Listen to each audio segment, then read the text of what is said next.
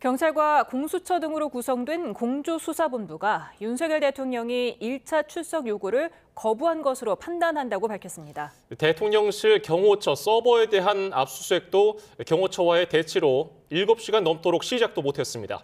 취재기자 연결합니다. 이현정 기자. 네, 경찰청 국가수사본부입니다. 네, 공조본이 윤석열 대통령이 출석 요구를 거부한 것으로 판단했군요.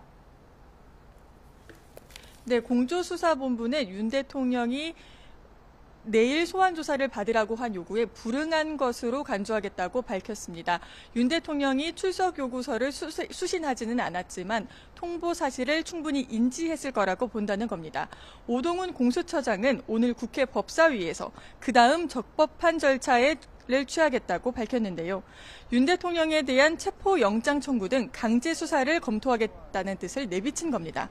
앞서 공조본은 우체국 시스템상으로 볼 때 대통령실에 보낸 출석 요구서는 미배달 상태, 대통령 관저에 보낸 출석 요구서는 수취 거부로 반송됐다고 설명했습니다. 공조본은 다만 누가 우편물 수령을 거부했는지는 알 수 없다고 밝혔습니다. 앞서 공조본은 윤 대통령에게 내일 오전 10시에 정부 과천청사에 있는 공수처로 출석하라고 통지했습니다. 공조본은 우선 내일 오전 10시 이후 윤 대통령에게 다시 출석을 요구할지 결정하겠다는 방침입니다. 예, 이런 가운데 대통령실 경호처 서버에 대한 압수수색이 아직 시작도 못했죠?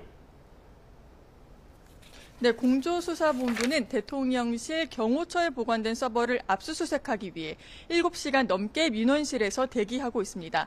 조지호 경찰청장의 보안 전화인 비화폰의 통신 기록 등을 확보하기 위해 별도의 영장을 발부받아 집행을 시도하고 있는 겁니다. 비화폰에는 도청과 통화 녹음 방지 프로그램이 설치돼 있어 통화 내역을 확인하려면 서버 확보가 중요한 것으로 전해졌습니다. 구속된 조지호 경찰청장은 계엄 당시 비화폰으로 윤 대통령과 6차례 통화했고 이때 윤 대통령이 의원들을 체포하라고 지시했다고 밝혔습니다. 하지만 경호처와의 대치가 계속 이어지면서 관련 통화 내역을 확보할 수 있을지는 미지수입니다.